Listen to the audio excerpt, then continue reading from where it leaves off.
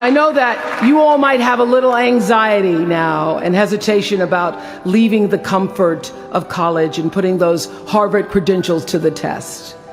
But no matter what challenges or setbacks or disappointments you may encounter along the way, you will find true success and happiness if you have only one goal. There really is only one, and that is this: to fulfill the highest, most truthful expression of yourself as a human being.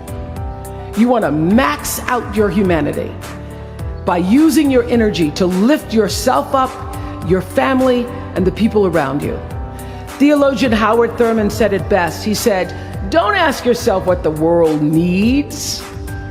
Ask yourself what makes you come alive, and then go do that. Because what the world needs is people who have come alive." The world needs people like Michael Stolzenberg from Fort Lauderdale.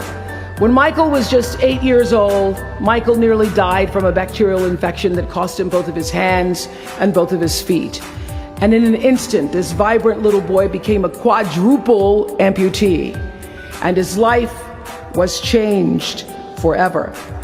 But in losing who he once was, Michael discovered who he wanted to be. He refused to sit in that wheelchair all day and feel sorry for himself. So with prosthetics, he learned to walk and run and play again.